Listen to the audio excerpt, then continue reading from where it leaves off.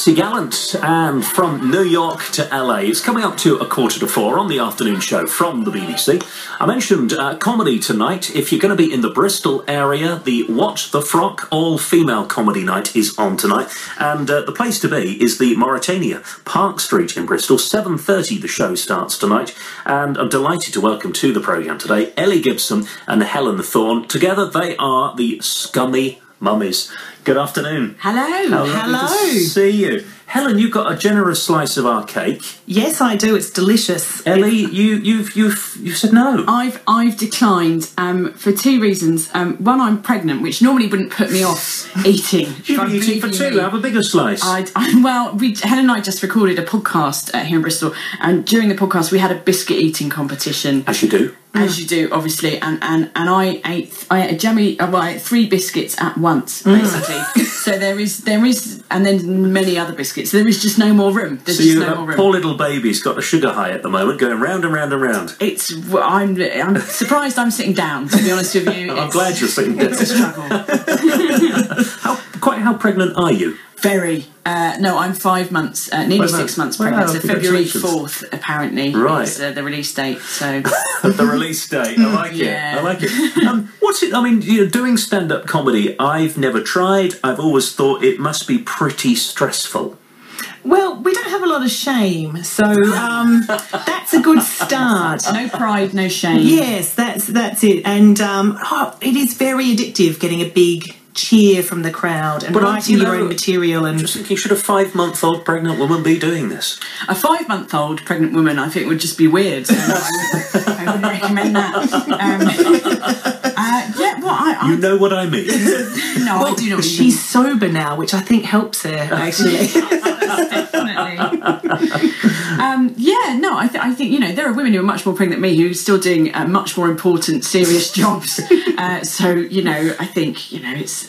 think there will probably come a point where it's a bit much, and I'm just too physically big to haul myself up on the stage. Get onto the stage, yeah. But it has provided us with some extra material, hasn't it, Ellie? Absolutely. Because part of our comedy show, Ellie and I get dressed up in leotards, and we play a hilarious game called Pregnant or Fat, which I'm sure the listeners out there have all played, walking down the street or on the train. So we get the audience to guess which one of us is pregnant and which one of us is just fat. Yeah, and I'd just like to say this was Helen's idea. This was not me sitting around one day going, "You look a bit fat. What can we do with that?" This was entirely your idea. Yeah, I came to Ellie when she was about 3 months pregnant and go, Ellie, I've got this idea. You're pregnant and I'm a bit fat.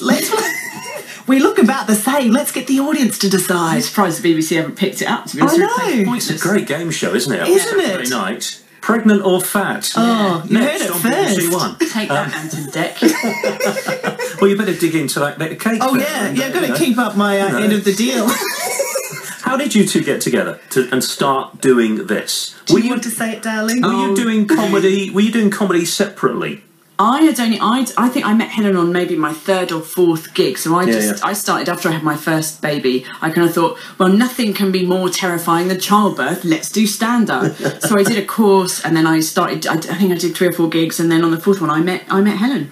That's it. So we met at a gig, which was in an old shipping container near a flyover in a part of London called Deptford. I know Deptford. Yeah. Yes, very nice. Yeah. And so Ellie and I. Once. Yeah. You've probably seen the crime statistics. That's probably how you know it. So we both did stand-up, and afterwards we were talking and saying, oh, I like your material, and she said, oh, I like yours, sort of. And we were having a beer, and we discovered that we lived around the corner from each other, and then also that our baby boys were born 11 days apart by the same midwife. So there is a woman out there who's seen more of us than we ever hope to see of each other. Yeah, basically. That's it. What a lucky lady. Yeah. So that's how we sort of bonded, really. And then so we decided, because we've got boys the same age, that we could meet up, write comedy together, and let them basically hit each other and eat biscuits. Fight to the death.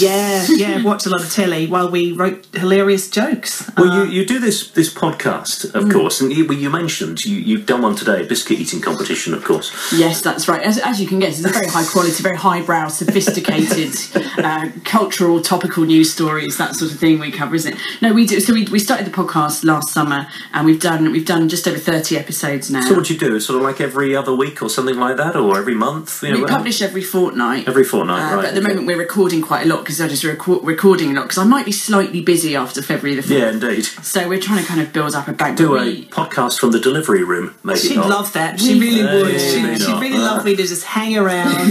Make some jokes, Ellie. Make some jokes. Go away, Helen. Stop eating biscuits and get out. Oh God, yeah.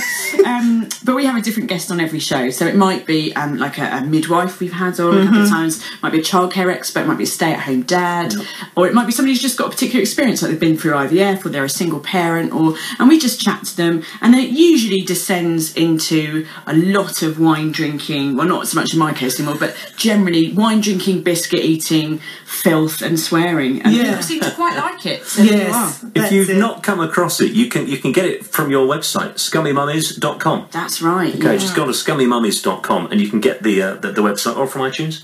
It's on iTunes, but it's regularly #1 on the iTunes Kids and Family chart, would you believe? So there you go. Kids and Family? Yeah, there's a kids... Yeah. Not for children? No, it's more family than kids. Yes. Ellie does beep out the swears, doesn't she? I do. Yes. Because I just want it to be that if you've got it on in the car and you've got a very little one in the back, it's sort of all How right. long does it take to beep out the swears? Well, that depends how much wine Helen's drunk during the recording of that particular episode, Ray. It can take up to 7 days. Now, I'm imagining, because forgive me, I've not seen you on stage, but I'm imagining it's all relatable stuff for people with families. Yeah, and it's funny you should say that, because I think, the majority of our audience, of our podcast are parents, but we get a lot of people writing from all around the world saying, we just really enjoy listening to you both, we like the comedy, and it is a shared experience. People may not be parents, but they've had parents, they're part of families, and it's about a family dynamic. And even though we say it's a parenting podcast, it's really just about us. We don't go into length about our kids or... And you're not giving advice or anything. No. Don't download it if you want advice. No, we know nothing. But what we do is on the podcast, and also the climax of our stage show, is that then we have Scummy Mummy confessions. So we invite the listeners or the audience members to write down their own stories of sort of parenting failure, quite often involving, bodily fluids and alcohol, that sort of thing. Yeah. And then, like in the show, we read out the best ones, and we have a prize for the scummiest mummy or daddy. But we always say, we always invite the non-parents to be the judge, because, Helen, no one judges parents like people without kids. Exactly. Isn't that true? Yeah. Isn't it true? And do you know what? The non-parents are brilliant, and they love it, and they always play along, and they always help us out, and it's just a really good, funny... That's so true. Do you do a routine about being on an aeroplane or approaching a seat on an aeroplane with a baby and the expression on the people already sitting down thinking, don't sit next to me? Yeah. This down. Yeah. Well, I'm Australian, so I have to go back quite often to see all my family, and so I am that family there. And goes, no, not near me. No, not again. I'll never travel like this ever again. No, because my children are 5 and 3, so they are just so excited because they sit in a chair for 24 hours. They get to watch as much telly, and people bring them ice cream and sweets. Sounds pretty good to me. And most of the time they don't get up to go to the toilet, do they, Ellie? No, they just sit there. They once have to replace a whole... Yes, we're on a long haul flight from London to Singapore, and my poor darling daughter, she just drank so much juice because they keep bringing, would you like another apple juice? She's yes, like, please. Yes, please. So she's had approximately 8 pints. And did it all come out? So I think she was watching Roadrunner and laughing hysterically. Oh. Poor darling, and just weed for England. And meet. Oh dear, but that is the noise the air hostess made when she lifted her seat. Poor love. So what happened was they didn't just come out with a towel. The air hostess went downstairs, brought out an entire new seat, went... Amazing. You weren't joking? No, I'm not joking. I'm not making this. I am not making this up for comedic effect. Brilliant. This is what they do. They've got spare seats in case the thorns are coming. And can you remember the expression on the face of the person sitting immediately behind? No, because I didn't want to look at anyone. I was looking I was just reassuring my poor daughter, going, "It's okay, darling. I'll give you some more Haribo. She was trying to open the emergency exit at the time and just fling herself out across the Pacific. Just please, I just want it all to end. Well, look, this gives you a little taster, just a little taste.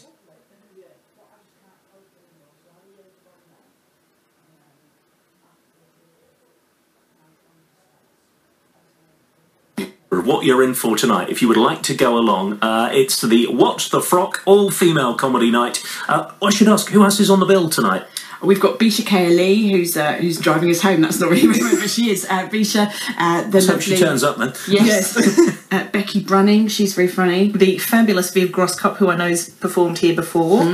And the very funny Alice, who I think is a local comedian as well. Yeah, great. And the MC is Kara Snells. Yeah. Well, there you go, 7:30 tonight at the Mauritania, Park Street in Bristol.